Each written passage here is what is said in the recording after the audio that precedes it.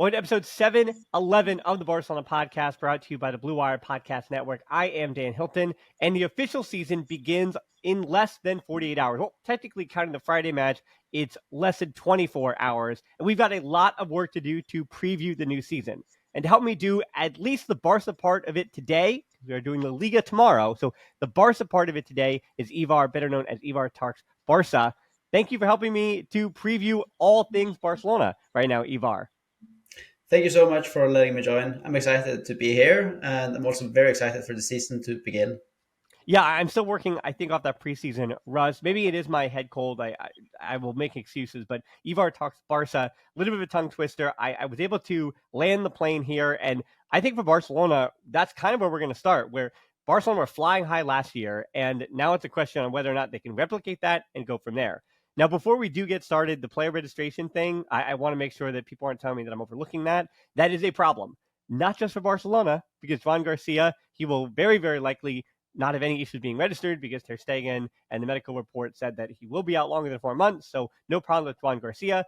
Rashford still up in the air, as Lewandowski will not be available for Mallorca. So will Rashford be available? At this point, we still don't know that. And I just want to let people know in this preview, I'm not glossing over what are the problems for the next 48 hours. That will be addressed tomorrow in terms of all the other problems with registrations in the Liga, because as of today, as sad as Kool-Aids are about Rashford and potentially Joan Garcia, there are 158 player registrations still pending across 42 clubs in the Liga and Liga 2. Levante currently have 3 players registered. Hadafe had to sell their star center back Omar Alderete to have enough players to play this weekend. So it is not going great around the Liga in terms of players being registered. It's not just a Barcelona problem. But we're going to look beyond that for now. We'll talk about the registrations tomorrow, because just this weekend, and bring it back to Barcelona, this is a Barca-specific show today. We're going to start with a question for you, Ivar, that everybody always wants the answer to. So I'm going to actually get my hot take stuff out of the way early. How high can Barcelona fly this season? AKA, Ivar, what can Barcelona win this season in terms of trophies? Well, I think most Barca fans, they want to hear about Champions League. That's the trophy we want. And overall, I think we can win everything, but it's obviously unlikely that we do. However, we should acknowledge that it's possible to compete for every trophy. And in terms of the Champions League, I would say I'm very excited, because right now, I think the game against Inter was more of a learning experience for us, because we got so close last season. We were almost there, but we lacked some maturity in the decisive moments. I think if we would have been better with our decision making towards the end of that semi-final, we would have reached the final and potentially go on to win the entire tournament. And I think from there we have learned. Players like Lamine Yamal, he knows when to hold onto the ball, when to go for the shot, when to make the killer pass. And the type of composure that the team right now have will come out strong for us. So I would say that we can win everything, even though we should always acknowledge that it's a season with a lot of uncontrolled margins and factors. And you can be extremely good, but still get knocked out, still lose a game, you can concede a penalty. So there's a lot of randomness involved. But I feel this squad could be built for Champions League, given the fact that we have so many difference makers in the final third. We have a strong midfield who can control games. And I choose to believe at least, that the team has learned a lot from the previous tournament. That's my take on it.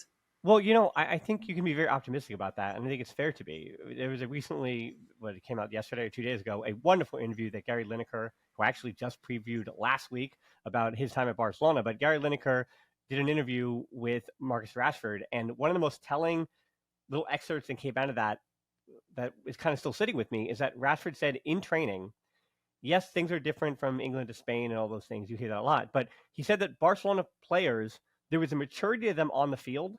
And he looks at himself in the locker room and he goes, I'm not an older player. He's in his, 27. And he was like, but I'm one of the more experienced professional footballers here, because even Pedri is 23 years old. And these kids these are still kids. There's so many young players, and yet you put them on the field and you see that maturity. And to your point about the game states and how Barcelona can go about even handling their bodies over the course of a season, there are things you learn as a professional athlete that a 17-year-old might just go 100% all the time and might not know how to go about, again, resolving issues and little things he might be feeling within his body, going to the training staff, how he eats, how he sleeps, and all those different factors going to be a professional athlete. These young Barcelona players might have learned a lot, not just on the field last season, but off the field as well. And I think that's one of the things I'm very optimistic about, that as long as they stay healthy, there's no reason why this team can't replicate who they are, because it's not like, with the exception of, we'll get to Lewandowski, but exception of Lewandowski, I don't know age-wise which players for Barcelona we would expect that's going to fall off a cliff. And if anything, this Barcelona squad is way healthier going into this season than it was at the start of last season, when you had no De Jong, no Araujo, and they were the walking wounded. So looking at the La Liga table here, last season, Barca, even with all the issues I just brought up in the first half of the season, they did finish with 88 points, 28 wins, 4 draws, 6 losses, 4 ahead of Real Madrid, and 12 points ahead of Atletico Madrid, both of whom also only had 6 losses last season, as did Athletic Club, by the way. Could Barcelona this year hit 90 points? Well, that's what I kind of expect. Last season was the first one under Hansi Flick, so in a way, even though we did extremely well, they're still adapting, they're still learning his principles. It's kind of a mix of styles, because Hansi Flick brought something new that the players have to learn, but he also built it based on the Barca methodology. So for me, I look at it, even though we've not signed that many players, we have such a young squad that I expect players to keep on improving. I also think there's some potential in Firmino Lopez that we didn't fully see last season. You have Dani Olmo, which I hope will be less injured. You have Lamine Yamal, who I think this season we will see him completely shattering his goal records. His ability to cut inside and lead shots himself, and overall his off-the-ball movements is something that I expect to improve. So yeah, I think 90 points or more should be the goal for us. Well, I want to talk about that midfield first, and then we're going to play a little fun game of over-unders with the forward line. But jumping all the way around in the midfield, another big, bold question. When you look at the depth in midfield, and I also always push back on the idea that there's now too many players looking for spots, that Castro might get unsettled because he might not be starting, that De Jong might be frustrated, or Gabi, and players aren't going to be getting the starts that they want. And also, just a little addendum here to add about the Gabi against Fermin Lopez, little beef that people are trying to make something out of. Unless there's something more made about that, I'm not going to make anything about it. Like, it's crazy watching people upset themselves and spin themselves into a tizzy trying to look, oh, but the minute Gabi walked over to this, then he turned around, or it's all insane nonsense to me until something is proven. But for the question about the midfield, which midfield trio do you think starts the most games together this season? It depends on fitness, obviously, but I think the double pivot for me is relatively clear. It's going to be Frankie and Pedri at the base of the midfield. That's also because I think Frankie took some huge steps defensively under Hansi Flick. He looked more aggressive and even more focused positionally than he has been in the past. And if you play Frankie and Pedri together, what happens is essentially that Pedri gets more freedom to move forward into the final third, be creative, try to be a difference maker, because Frankie can handle a lot of the build-up responsibility.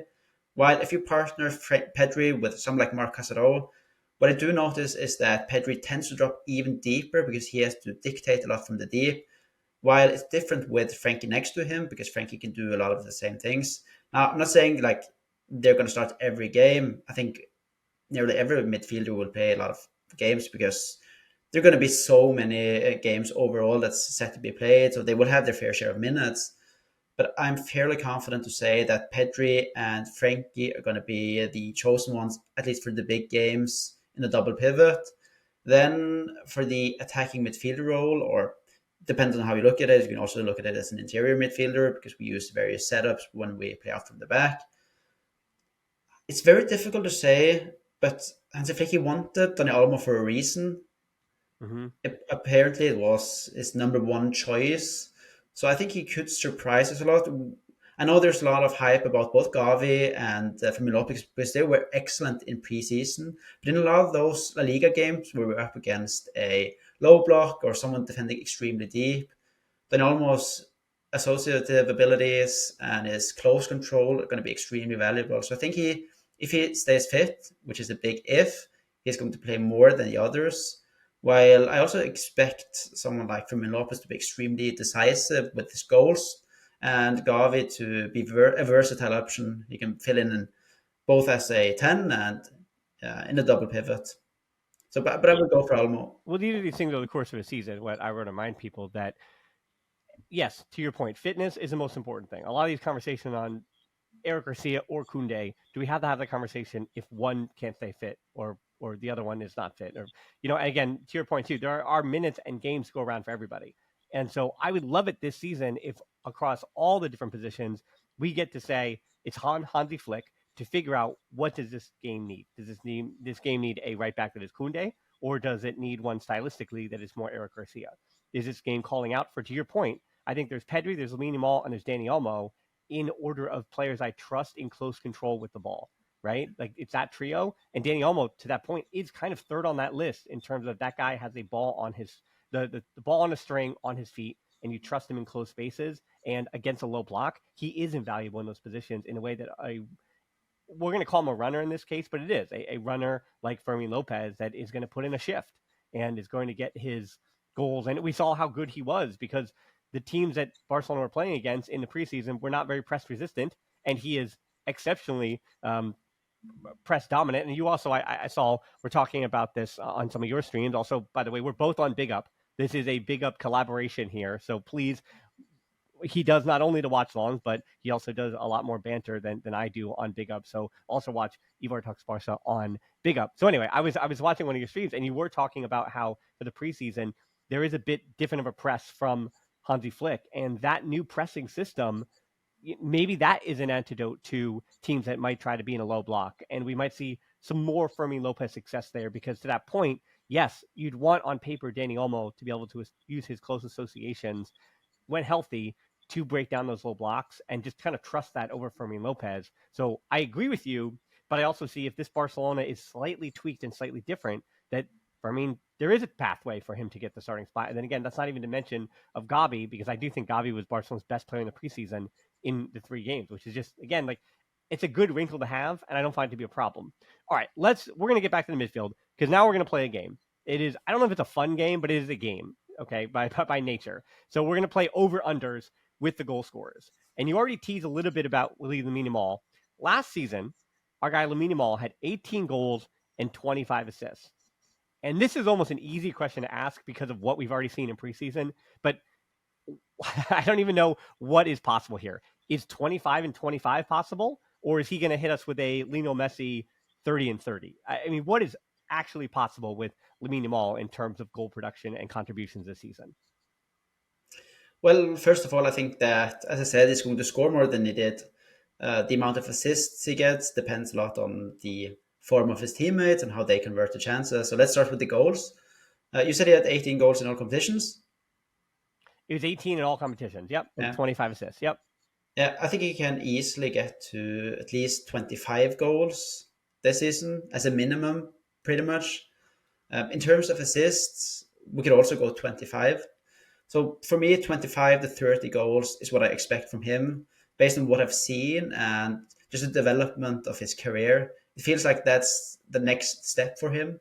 He was a bit inconsistent when it came to goal scoring, especially in those moments where we expect him to show more composure, which can be explained by his age.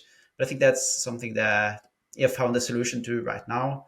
Just his ability to cut inside, generate those, get into the goal scoring positions himself. It's special. And if you've studied his finishing technique, can always tell that he can strike the ball with proper power and precision. So more about the decision making for him, and that's going to come this season. So he will score a lot more. Yeah, I think that 25 and 25 feels like a hot take, or it might have, because when I say, oh, an 18-year-old kid is going to score 25 and 25 or contribute 25 and 25, it sounds crazy, but yeah, absolutely not. It's not crazy at all. 30 and 30 is it's potentially possible. Lewandowski, this one, probably the easiest one we have. Lewandowski had 42 goals last season and an almost improbable 3 assists. For a guy who scored 42 goals, it feels like to just have 3 assists across all competitions is almost impossible. But anyway, what is the over-under goals for Lewandowski this season? Should we set I'm not good at gambling or betting or anything like that. I'm terrible. And I probably kept a lot of money on the table by just keeping my nose out of it. But Is it crazy to say that for Lewandowski, the over-under for this season's goals should probably be set, 33? My gut is says 33 is the over-under there. I think that's fair, honestly, to go something like that. And for him, he starts the season being injured, so it's somewhat of a setback. But I do expect him to get more assists overall, and Yeah. that's also aligned with someone like Lamine Yamal starting to score more because he can play those. He can lay it off to him in the right spaces and get some free assists there. But I agree with what you say. It's definitely fair.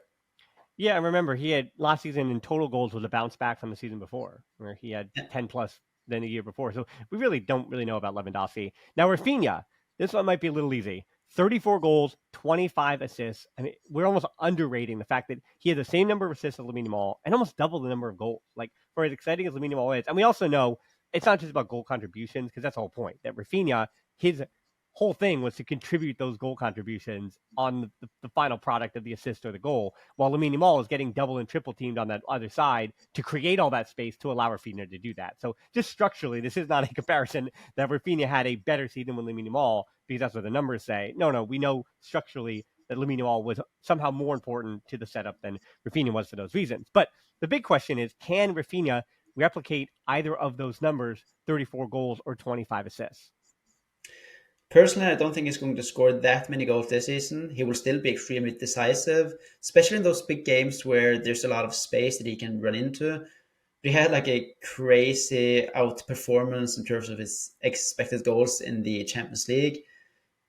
It's just very difficult to replicate something that like that. Very few players have such seasons, and while I think it's going to be exceptional as always, I don't think he's going to score that many goals. In terms of the assists, that's different. I think he can maintain the same rate there, but I do see him scoring less than he did. That's my take.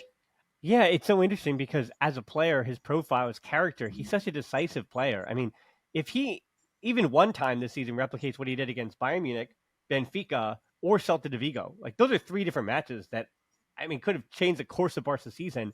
And you put that on Rafinha, and I try to think back to the moments with Lewandowski, and for the 42 goals that Lewandowski scored, it was just different. That Rafinha's goals, has the kids say, like they just hit harder in certain ways. That you remember those moments with Rafinha, he was exceptional in the biggest moments that they needed him in. And if Rafinha scores half those goals, yet all 17 of those goals are important or are in those big moments, I take that any day of the week. Because again, you can win a trophy by scoring 60, or you can win the Liga by scoring 60 goals more than your opponent. But if you wind up losing 1-0 and then blowing out team 7-1, right, and you still wind up losing the Liga, it doesn't really matter. And that's kind of what I want to feel about Rafinha's numbers. That are they empty or do they contribute towards important moments and those kind of things? Ferran Torres, 19 goals and 7 assists in 45 appearances and 1,900 plus minutes. I think that's really important here that I kind of bring in minutes with this one and 45 appearances because I'm going to couple that with Rashford. Rashford last season with Manchester United and Aston Villa finished with 11 goals and 9 assists in 41 appearances and over 2,400 minutes.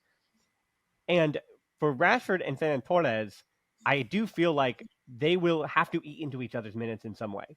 And now Lewandowski's health, that could really be where a lot of those minutes might come from if that guy can't stay healthy, and it might be a problem that you don't worry about. It's also that every solitary minute that Pablo, not Pablo Torre, but that Pau Victor got last season is now immediately going to Rashford or Torres, and they're just going to eat up those minutes. Or hey, maybe we're going to talk about the kids in a second. But from the Ferran Torres stuff, 45 appearances, 1,900 plus minutes, 19 goals, 7 assists. It feels like as a player, as a talent, a singular talent, he can certainly replicate that. But will he get the opportunity to replicate that is kind of really what I'm asking you, Ivar. Well, let's just say his goal scoring rate was exceptional. If you just compare the goals he scored to the minutes he played, it was quite special. But it also depends on the type of games he plays. For me, he is an incredible impact substitute. He can come on against tired feet with a lot of energy, off the ball movement, just eat into the ground. He's always been extremely good at off the ball movements, getting into the right positions. Then at the start of his Barca career, he lacked the confidence. He kind of got scared to receive chances. It ended up with him hiding from the ball. What we're seeing right now after he got some professional help is him being extremely aggressive. He wants every chance. But it depends on the minutes, as you say. It depends on the competition with Rashford and Lewandowski. However, with Lewandowski's age, what I do hope to see is that we might try to conserve his energy, similar to what Real Madrid used to do with Ronaldo towards the end of his career at their club. They managed his minutes at the start of the season, so it would be extremely fresh for the decisive ones coming towards the end. We have Ferran Torres, who is in exceptional form. He's better pressing than Lewandowski. So I hope that he gets a lot of minutes and we find like a way to maximize Lewandowski's output, which for me is letting him play less, or at least not play the full 90 minutes. With that, I do think that Hansi Flick did relatively well last season, but we can do so even more. Try to get him to be at his best towards the end of the season. So I think definitely it's possible for Ferran Torres to replicate the goals that he scored and possibly also score even more because he's competing to be both a striker but can also play from the left in this setup because the left winger often inverts and plays nearly as a second forward. So with the amount of games we're playing, I hope and I do believe Hansi Flick will make a lot of rotations and Ferran Torres is going to be ready. Well, do you think Marcus Rashford's comment he made, again, to Gary Lineker on that podcast was really telling when he said, my best position is on the left, that I trust myself to step into the midfield and combine, which if you're going to do that, it's more likely that he's going to play in the middle, like we did see in the preseason as well. But for Rashford to trust himself more on the left, that does say, I think, that Ferran Torres is competing almost in a different position than Lewandowski, but we do know that Rashford and Ferran Torres, they're going to eat into Lewandowski's minutes way before they eat into Rafinha's this year. So that left wing where Ferran Torres and Rashford might both want to get minutes might be unavailable because, again, Rafinha is the Iron Lung guy, the guy that doesn't need to be rotated as much based on the fitness that he's had so far in his career. Now, for Rashford, I'm not going to ask you 11 goals and 9 assists and 41 appearances. Could he do better than that? Because obviously he's just going to, right? Like 20 and 10 is much, much more reasonable for him. The real question for Rashford is that based on the preseason, I'm glad the Kool-Aids have not turned on him. If anything, they're going the opposite direction, and they're excited about him. And it's fun to see Kool-Aids excited for a player, and not turning on him. But you know how Kool-Aids can be. So my question about him is, for as much as Kool-Aids are now hyping him in the ways that talking to my friend Tom weeks ago, is that he's motivated, he's ready to go. It's a new challenge, and not necessarily out of place in Spain, but it's a new challenge for him. And with his speed, it's a different thing that Barcelona have not had up top for a while at this point. So the question for Rashford is, will he become a starter? Is there a way that he's good enough that he puts Rafinha on the bench in the biggest games, or he puts Lewandowski on the bench? That would be more the more lucky scenario. But again, Rashford, if he wants to take the spot, it's going to be Lewandowski's. And yet Rashford was like, but no, I'm more comfortable on the left. So yeah, I mean, can he become a starter at Barcelona? I don't see that happening, honestly. I think what I see him as right now is more of a game state player, someone who can make a huge impact and add specific quality to the squad, which you talked about. Like we haven't had a player like him in the past, and Hansi, Rashford is a player that Hansi Flick can use to respond to specific game states. By that I mean, imagine we have a 1-0 lead against Atletico Madrid. They're naturally going to push a lot of numbers forward. Eventually, they will get momentum on their side. We've seen this so many times that we start suffering, and they're having the option of putting on someone like Rashford, who has more transitional power than any other player in our squad. It can turn their strategy against them, and just a good way for us to counter it. He can potentially score a few goals there, but as a starter, I don't see it right now, unless maybe Rafinha starts playing more as a number 10, which we've seen in some games, him playing more in the middle. But then it becomes more about like the temperament, how we're going to control games. Mm-hmm. So I wouldn't put those expectations on him right now. Hopefully he is a moment player for me. He's not someone who should be involved that much on the ball. But what I want to see is him being decisive when he comes on, when he plays, when he gets minutes, when he has the ball. And from there, the long-term plan for him should be to be allowed to stay here permanently. And from there, we can see if he becomes a starter, but not next season. I don't see it happening. Yeah, I'm going to transition to Danny Olmo here because to that point, Rashford's future and how much he plays is directly, and you said Rafinha as the 10, is an option that Hansi Flick has gone with. And I don't know if he goes with that if Danny Olmo is fit. And the same thing with Lewandowski. I don't know if Rashford as a number 9 consistently, or Ferran Torres being a regular starter and Rashford coming in behind him, if that's going to be something that they're going to trust consistently if Lewandowski is fit. So Olmo and Lewandowski, I think how that front four all figures itself out is based on their fitness. And speaking of that, Danny Olmo, 39 appearances last season, 1,900 plus minutes, 12 goals, and 7 assists. I'm not too concerned about the goals and assists thing because, again, what is the function of Danny Olmo? What is the function of that 10 spot? But 1,900 minutes and 39 appearances. For the reputation he has, I almost say that's more than you'd think, but they also had 60 matches. So that's 39 of 60 last season. Again, I'm not going to do percentages. My math is terrible. But 1,900 minutes isn't so bad. Like when he did play, to your point, Hansi Flick started him. And he rides with Danny Olmo when Danny Olmo is fit. But Danny Olmo is not always fit. So when he plays, he plays. But when he can't, then he's missing 21 matches in a season, which is not great. So for Danny Olmo, does he, this is, again, based on conjecture, but do you feel like 1,900 plus minutes is a reasonable expectation for him to try to hit the 2,000 minute mark this season? I hope we see something that is similar to what happened with Pedri. He was constantly injured. Then Hansi Flick arrived and it changed a lot for him. We saw him basically injury free for the first time, and you can just tell the amount of talent that he had. Best midfielder in the world. So that's what I hope to see with Dan Olmo. Like the last season gave us some answers, and they will use that to prepare a proper plan for him, so he can stay away from injuries. And if that happens, we're going to see him hit like his in terms of goal contributions. It's never been that great or exceptional. But in Barca's system, who produced so many chances, are exceptional going forward. We create a lot of chances, and a lot of those we create are also high quality. And he's often the link between the midfield and attack. He can definitely reach a higher number, but it obviously depends 100% on the amount of minutes that he plays. But I hope that last season just gave us what we needed to prepare a proper physical plan for him. And Fermin Lopez on the other side, he played just over 2,000 minutes because, again, the other guy wasn't healthy, and he made 46 appearances. Last season for Fermin, it was 8 goals, 10 assists. Very simple, higher or lower again. Higher or lower in goals and assists for Fermin Lopez? I would go higher, especially in the goals. Not so sure in the assists, but on the goals, I think he's going to score more. There's a lot of Fermin Lopez that we haven't seen yet. It's him crashing the box, goals from distance. His overall completeness as a 10 or midfielder is different from the other La Masia products. And yeah, he's definitely going to score more. We just turned 22 in May.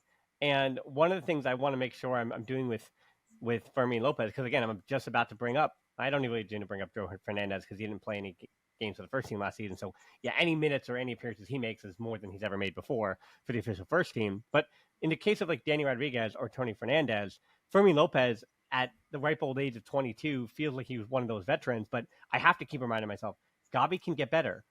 Fermin Lopez can be getting better. And my question about Fermin Lopez, having covered him since he was 15 years old, 14 years old in the academy, is we put, when he was 16 years old, due to his size even, we put a ceiling on him.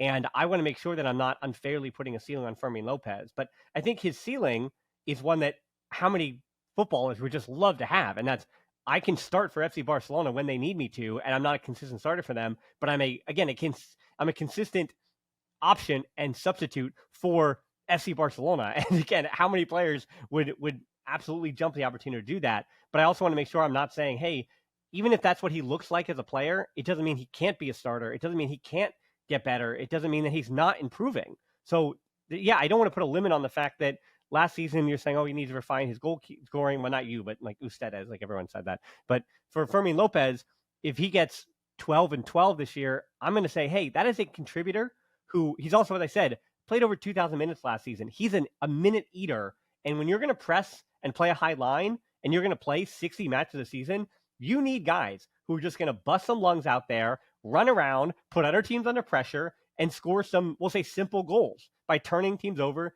deep in their own half of the field. And Fermin Lopez does that for you. And I don't want to try to galaxy brain, well, Fermin Lopez needs to add this and this and this to his game to improve. Fermin Lopez, I'm not trying to have that kid win the Ballon d'Or. I'm trying to have that kid contribute heavily to Barcelona winning trophies, and that's a player that does that. And that transitions me into the midfield to talk a little bit about Castro, because it's kind of the same thing. That Castro, to me, I was kind of wrong. That I didn't think he'd ever be a player that was going to have an elite skill that would translate to the first team. I thought, hey, That kid is an above-average ball winner. He has that La Masia pausa. He's very cool and calm and collected with the ball. He doesn't really have those diagonals and the long balls, but if you give him space, obviously he's good on the ball. Like, he can do that. That is possible.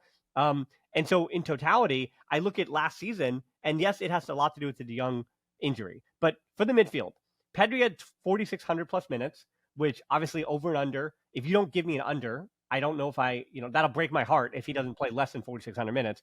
But De Jong had, with all the injuries, he had still had almost 2,500 minutes, did De Jong. Cossato was just 41 minutes less than De Jong. Now, I mean, that one is the thing that's going to change. And then Gavi had just over 1,700 minutes. And then Bernal obviously finishes with 244 minutes. So to me, now, tell me if I'm wrong here, but it sounds, again, like there are definitely enough minutes to go around if Pedri doesn't start every match and doesn't have to play 4,600 minutes. If Pedri can just play, what is reasonable, 3,200 minutes, like Koundé did last season, or like basically the starter who's in pen in that position, if Pedri plays 3,200 minutes, then you distribute the other 1,400 minutes to the other guys.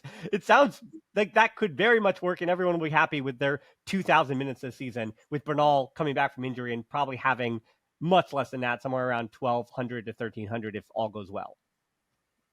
Yeah, I 100% agree there, especially when it comes to Pedri and in games where we have a strong lead. Rotating him a bit faster than we have done would be the key. You have someone like Gavi who can fill in easily there, as well as Marc Casado. Those two will eat up a lot of minutes from the main starters and even play important games, I believe, because they offer something valuable, each of their own. Gavi's engine, if he can turn into more of what we saw in preseason, him moving a lot around on the pitch, becoming a box-to-box player, I think that's where he can offer the most value because he can cover more ground than most of our players. And then you have Marc Casado, who is very disciplined defensively. He likes to intercept the play, likes to think ahead in case the ball is lost, and then position himself to just cover that danger in case it happens.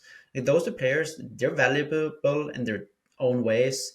So I see them playing a lot of minutes, and also see them being important to the team. Yeah, for sure. I think Costado and Gavi, it's going to be fine.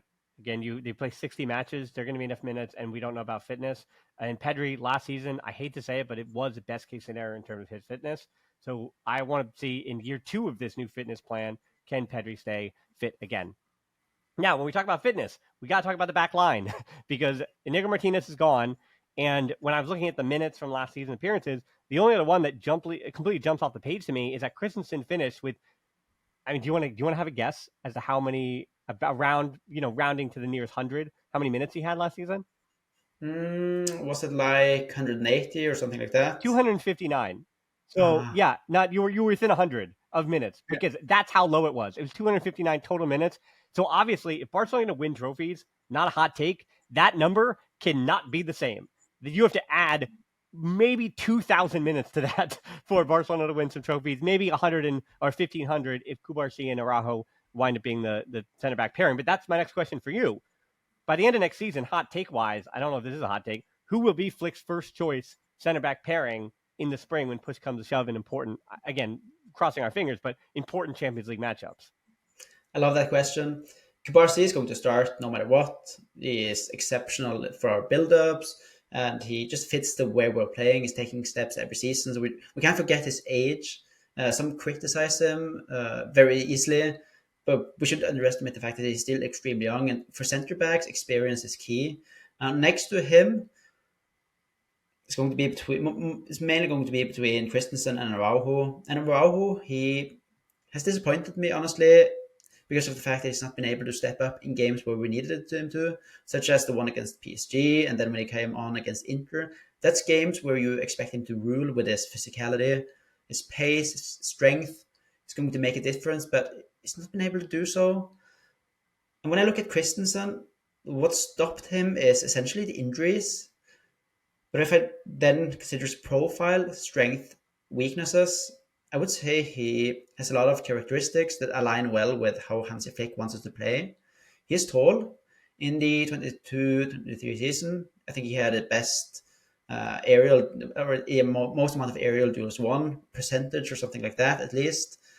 And while it doesn't look so, it's quite fast. So in case someone manages to get in behind their defensive line, he can track back and recover the ball, or at least put pressure on the attacker. Now he's also extremely good on the ball, which we have seen because he's even played in midfield, so he has the progressive abilities. So for me, he's a very complete centre back, and that should work well with Hansi Flick. And the fact that we're not going to have a left-footed centre back starting, which affects our ability to play inside from the left side, if you know what I mean. If we're building, then accessing the left side, and then look to hit those line-breaking passes, we're not going to have Inigo Martinez doing that anymore. So it's probably going to be Kubarsi as the next best option. Then if we want to maintain like the same ability to break through teams, Christensen is probably the best option as a right centre back.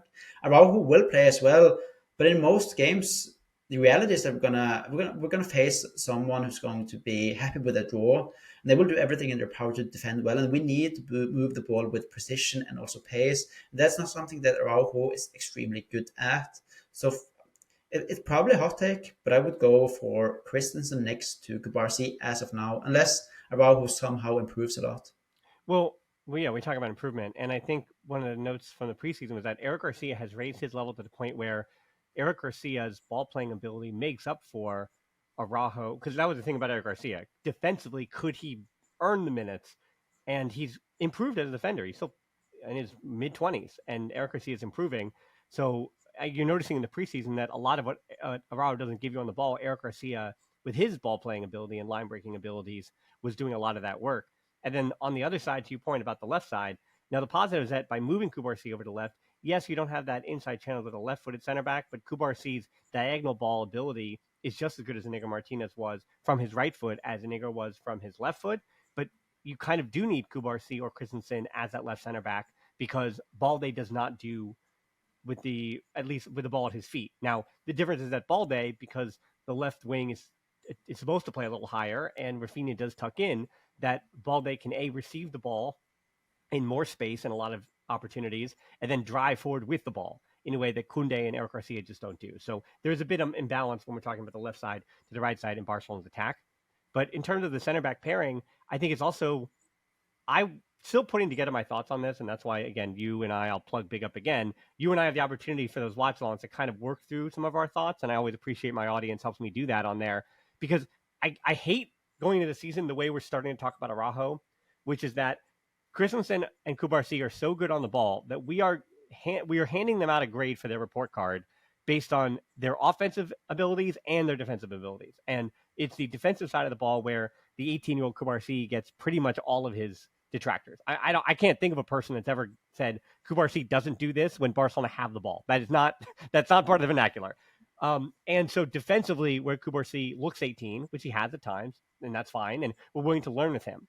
Now for Araujo, because of still after all these years, what he doesn't really give you on the ball, like as much as I want to, like Mean Girls, I want to make fetch happen. It just doesn't happen with him on the ball. Like I hate the fact that I'm like, oh, he played a long ball here, and I'm writing it down because it's a moment that's happening where I look back at Kubarsi was 11 of 11 on his long balls in that game, and I'm not, you know what I mean? You're not worrying about it. But for Araujo, the way we're talking about it is, and we're judging him strictly on not only his defensive abilities, but every goal that the team concedes. Like that, when they conceded those goals against FC Seoul in the preseason, and people online were saying, well, it's basically when they concede goals, it's Araujo's defense, and when the center backs and the defense is getting involved in the attack, then it's Kubarsi's attack from the back. Does that make sense? And that's how we're talking about it. And it's a bit unfair to Araujo. I haven't put all those thoughts together yet, but I'm going to ask you another question. This is kind of the last men's first team question. I'll let you get out of here. We just one more topic here, but in the Liga, Barca conceded 39 goals, scoring 102. Pretty good ratio, plus 63. So will the Barca backline in the Liga at least concede less than 1.1 goals per game in Spain than it did last year? Is it less than 39 or more? Interesting question. I think it has to come down because overall we were in top 10 in the top five leagues when it came to goals conceded. And I actually noticed something very interesting when it came to the goals we scored versus the goals we conceded. So Barca, they won every 10-minute segment of each game, which means zero, like the first 10 minutes, then you had the 10 minutes after that, except which was the first 10 minutes. We won every 10-minute segment except like the start. And that's something that we can look to improve. And I think it's something that Hansi Flick will look to improve. We had a lot of shaky starts where things went wrong. For me, when I look at it, it comes down to the high defensive line and how the team hasn't fully settled yet. Because when we were up against a new opponent, no matter how well we were prepared, there's going to be a lot of things that we can't really prepare for. Runs being made, specific dynamics in certain parts of the pitch. And we still continued with the same high defensive line regardless of what happened. And it cost us a lot at the start of the games. I think we scored 6 goals, but we also conceded 6 goals. And the next 10 minutes, we like scored 13 and conceded 3. And like that's a pattern that's repeated itself. And it's more of a system issue rather than like individual defending. So I believe Hans Flick is set to improve that. And I think it can be achieved by starting a bit slower in a way, trying to hold on to the ball, not taking that many risks. Maybe starting with a defensive line that's not as high, and as we grow into the game, we will gradually push it higher. I think that's two ways to respond to it. Because the amount of goals we concede, we're going to concede goals because of our risky style of playing. But that's like one specific area that just stands out, and it's easy to address, in my opinion. And it also comes down to like the pressing shape that we're going to use. We're going to make it more efficient, more compact, because a lot of the time we were vulnerable for those third man combinations where they started from the goalkeeper, played it into the midfield, then laid it off to a fullback running. Because our fullback was often like left between, it had to start, it had to be ready for a long pass to get back into the defense, but he also had to press like the fullback of the opponent. And I think we're going to see a different pressing style. And we saw some of that in the preseason, where instead of using like a front two of Rafinha and Lamine Yamal on the center backs, we're going to see more of a front three, maybe, then have like the striker sort of like block the passing lanes into the midfield. In a way, it's going to be a bit more riskier in case they are able to play through, but it's going to make us more compact and deny them space. So, like a long answer, making it short, yeah, we're going to concede less goals because Hansi Flick will look to improve at least the first 10 minutes of the games, but also how we defend in terms of the pressing style.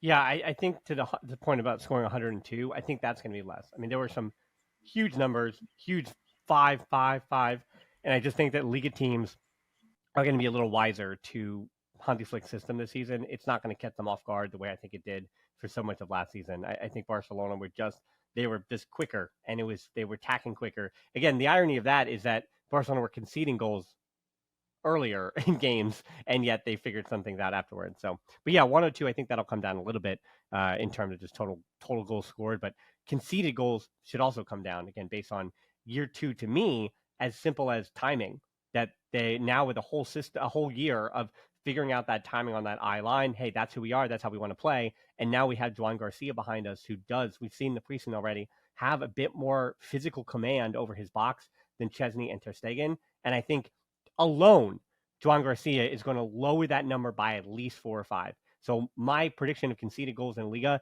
is probably sitting around 34, 35, because I think it'll be a similar, to your point, it's going to be similar number of goals conceded by that high line, but the new goalkeeper commanding his box, you're going to see him save individually at least 4 or 5 goals this season. So that's, I think 34, 35 seems like a really reasonable number for me. Now, last thing is quickly about Barça Femení, because as we kind of go into every season saying we expect them to do well. That's why I generally don't wind up really focusing on them until the spring, until it's, trophy season for them. And it's time to talk about them winning things. But that question is now already coming into play with can they keep winning things despite dealing with losing so many players? And they're losing players due to the men's team FFP, how the Liga counts those categories in clubs together, which is stupid. I hate it. I hope someone just explains it to me like I'm 5. It sounds stupid to have different parts of the club. Yes, I know it's the same club, but putting the Femení and their team under the FFP for the men feels stupid. But there are just 17 first-team players at this moment, with Jana Fernandez's departure this week. Eli Roebuck, Frido Rolfo, Bruna Villamala, and Martina Fernandez are all gone. Laia Alexandre is the only new signing, and I wouldn't say she is a starter in any sense of the word, but she has returned to the club on a free for depth. Next summer, when I say this could get worse, next summer, Alexi Bouteilles, Caroline Graham-Hansen, Mappy Leon, Claudia Pina, and Kata Cole, which, if I'm just doing my math, looking at it, I don't see Aitana Bonmati's name, but that is, 6 or 5 of the 7 or 8 most important players for the Femení, and they're all out of contract next summer, so they all need renewals. I just want to warn people that this could go from bad to worse for the Femení, and I will be very critical. I'm not really asking a question, Ivar, just emotionally support me on this, that I will be very critical of the club that we love so much if they put their money where their mouth was for all those seasons and supported the Femení and made the Barca Femení, I think the thing of the club that I could be the most proud of, the thing that fans could be the most proud of in the Femení section, and then put their money where their mouth was and created this project and did all this good work. And now for consecutive seasons, they've lost some big names. They've lost coaches. And it seems like financially, they're just unable to contribute and support that team the way they want to. Now, if they get back to the Camp Nou, very much like the men's first team, a lot of problems are going to be solved with that gate revenue. And that's been a promise that we've been waiting too long for. So the Femení, I'm just hoping that this is the worst case scenario. And by January, that you're making signings for the Femení and those contract renewals for the Femení, which again are also, for all of their contract renewals, way less money than the men's first team. Way less money are these women paid. So those contract renewals, and if you're going to count the men's FFP and the women's FFP together, then yeah, the contract renewal is also a lot easier for the women because they're making a lot less money. So my hope is that by January, with Barcelona back in the Camp Nou, that they're able to get those renewals done, and you can look towards January to potentially bring in some new players for the second half of the season. And that I do think this team is still talented enough with just the 17 first-team players. And I will say a robust, again, Vicky Lopez, Martina Fernandez, Bruna Villamala, like they did come from the academy, and Barca's Femini's academy is still also very good. Their B team consistently just dominates at that level. So there are 17 first-team players, but there's about 4 to 5 who I would say are up and coming, and you can trust to fill out about 22 to 23 players who are good enough for the women's first division. So I'm not saying by January, if they haven't really figured some things out, then I would say you can start to panic, but I'm a little timid on my panicking, but I will say 17 first-team players is not enough to put the expectations of a treble on the Femení. That's not fair, and I think it's just frustrating. So I said, Ivar, not a question there. I'm just saying that if you hurt my Femení, you hurt me. I agree with you 100%. Yeah, so thank you. Thank you for helping me cope. Last question for you is, where can people find you this season? Well, I do a lot on my Instagram. It's still called Bad Barca Opinions, so you can look me up there. I'm on Big App as well, and on X or Twitter under Ivar Talks Barca. And I'm trying some. I got some inspiration from you and others doing YouTube. It's a lot of fun to watch, so I'm trying to put some content out there as well, just to see how it goes. Well, I always tell people on YouTube that if I've helped to inspire you to do it, and then your subscribers and all your numbers wind up completely blowing me out of the water, that's okay with me. I'm at peace. It's the almighty algorithm. And listen, you've been riding the algorithm high, and again, I appreciate the work you're doing and putting in. And this Barca community, there's always room for more and sensible takes like you have. So thank you so much for helping me, Ivar, today with the Barca preview. Again, you can join him on Big Up. It is possible to watch both of us, by the way. It almost is. We'll try to time it out, even though you and I aren't listening to each other. We'll try to sound like we're having a conversation with each other. So we'll figure it out on Big Up. Again, that's bigup.com for those watch-alongs. And then he also does a lot of banter in the midweek as well, and that's a good place to find him. So without further ado, this is the Barca preview. Again, tomorrow, expect a Liga preview where we're going to dig into the other 19 teams in the Spanish First Division and 15 total players registered right now for all teams? I don't know what it is. Maybe more by tomorrow, but until then, Forza Barca.